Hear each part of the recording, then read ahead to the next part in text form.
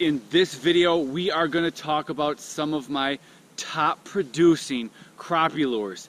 So far at the end of 2020 and the beginning of 2021, fishing has been really good. I've been catching a lot of crappies. So in this video, we're going to talk about the lures that have been working for me the best so far. Now in this video, we're going to be talking about plastics. We're going to be talking about some lipless cranks. We've got some spoons in there. So we have a lot of different lures for whatever lure you like to fish. And again, these are the ones that I've been using so far this season and had the best results on.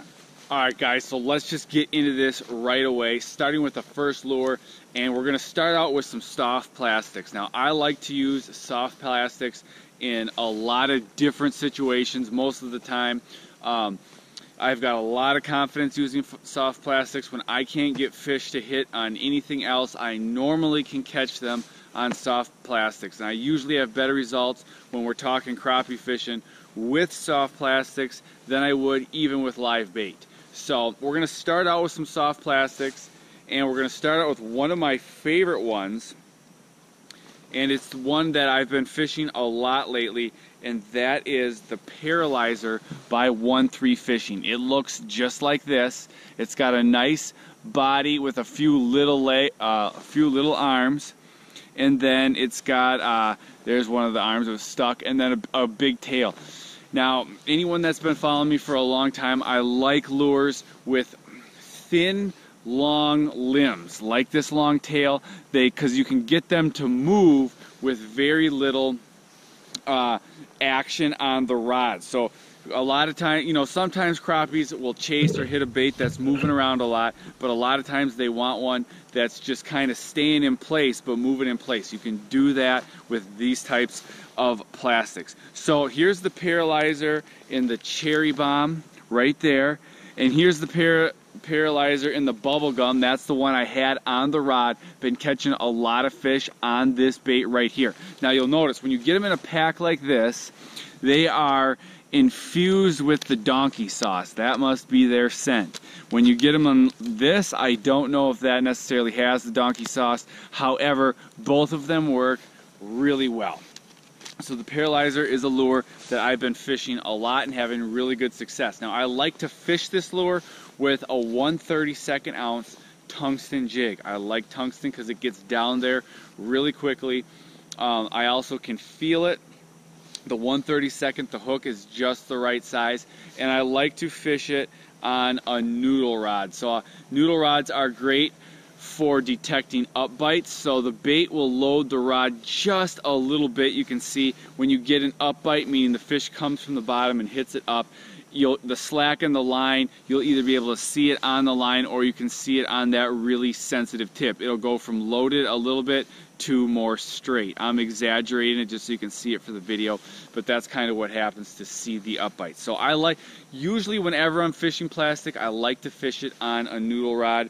And again, anyone who's been watching my videos, I like to fish 4-pound line on my noodle rods. So the Paralyzer is a great bait. Sticking with 1-3 Fishing, I also like their coconut crab. Here is the coconut crab right there. This is, I believe, radioactive pickle. Yes, the chartreuse color is called radioactive pickle. I really like this bait as well. And a similar bait, we're going to go right into the third bait because it's made by the same company. It's the 1-3 Fishing Banff. Here it is. Here's the radioactive pickle, and here is the bubble gum. Now you'll notice, so this is the Purple Rain. Again, if you look at the package, donkey sauce infused. It comes in the plastic box, and then you've just got the regular one that comes in these packages. So those are the three baits from 1-3 Fishing I really like to fish. All three of them work really well. They all fish pretty much the same. I'm going to use them on the same jig, the same rod.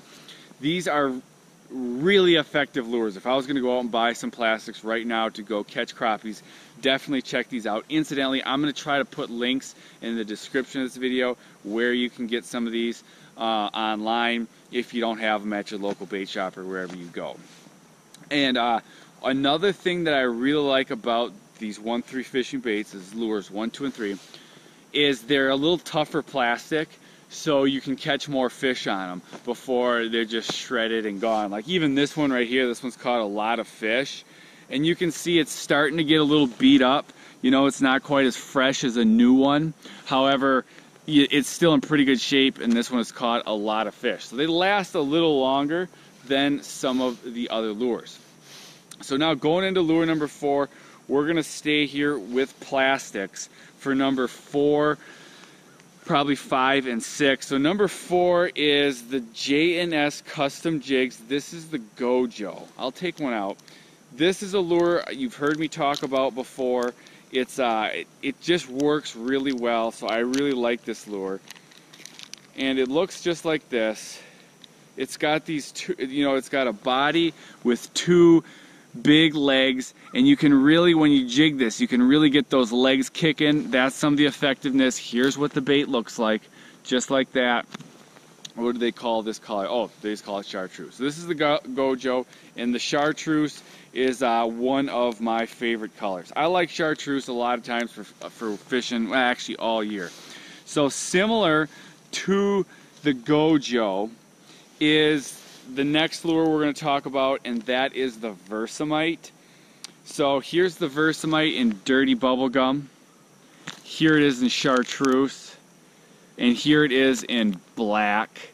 And I'm just going to take one of these out and kind of show you what they look like, just so you can see. But the Versamite, like the Gojo, made by the same company, J&S Custom Jigs, it's got a lot of those long extremities. There you can see it's got, what is that, 3 on the tail, but also it's got a jointed body. So the whole body kicks as well as the tail. So when you're trying to work that bait in place, you got the body kicking, you got those little tails kicking. Really good for triggering some strikes on those crappies. So the next lure we're going to talk about, this is going to be a spoon. Pretty much, I've been fishing more spoons this year. This spoon right here is a Castmaster. I believe it's called the Rattle Master. This is a holographic color, or a UV, sorry. I really like this Castmaster. I just keep this thing on this. You can see there's a little remnants. I tip it with some wax worms or spikes. This was tipped with waxies, but the thing I like about this Castmaster, it's got the rattles, it's got a good flutter action while it's dropping. You can hole hop with this thing, it falls fast. You see one down there, you can drop this, give it a couple pops, and those crappies a lot of times will come up and smoke that thing. I have definitely had the best results when I'm tipping this with a wax worm. So usually if I'm fishing spoons for crappies, I almost always tip it. If I'm fishing lipless cranks, I only tip them if I need to. And when I'm fishing plastics, I don't tip it. I rarely, if ever, tip when I'm fishing with plastics. You don't need to with the plastics. Okay. Oh, incidentally, when I'm fishing a spoon like the Castmaster, in a subsequent video coming up pretty soon, we're going to talk about just spoons, because I've been using a lot of spoons lately. But when I'm fishing spoons, I usually will use a little bit stiffer rod than a noodle rod. I might use an ultralight, or I might use a light powered rod, just a little bit more backbone to work that spoon than the ultralight rod. Going into the next lure, well, we'll throw another plastic in here before we get to some lipless cranks. This one I've used for quite a while. It's the Jamie by Clam. Well, it's Makey Plastics. It looks like this. I like these. This is the red. I actually ran out of my favorite color, which is chartreuse, for this Jamie lure. I like the chartreuse the best, but this is red, which also works really well. And you know, the color really depends too on the lake. Some lakes the red works really well. I'm gonna pull one out here. Here I got a bob, but this bait, you can see why it works so well. It's got here's the lure, it looks like this. It's got a really long tail there for working in place, and the bait itself is fairly small, it's thin, it's low profile.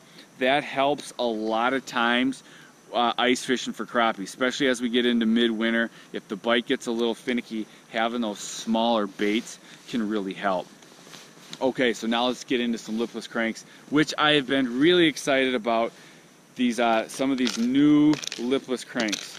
So this is one that I've been using that the crappies absolutely love. It just kills these crappies. It is the K-Rip. It looks like this. This is the smallest size. You can see I cut it off. I was fishing this on a noodle rod. This is the little K-Rip. I've got the treble on it. It comes with a single hook if you want to take the treble off. This K-Rip just crushes the crappies. It's one of the best lipless cranks that I've been using. One thing I think that it makes it so effective is it's so small. You know, if you've got like a big ripping wrap, I catch a lot of crappies on ripping wraps, and sometimes they'll just crush them, especially if you're fishing them in shallow water. But even in deep water, when those crappies are in the mood, they will crush those ripping wraps. But when you get a little finicky bite and they don't want to bite something that big, this little tiny K-Rip, they will come up and crush it. I've had multiple days already this year where the ripping wrap bite, you know, I'm catching them, but a lot of them won't hit it. You know, you'll pop one, then you'll have 4 or 5 come up and look at it, not hit, leave.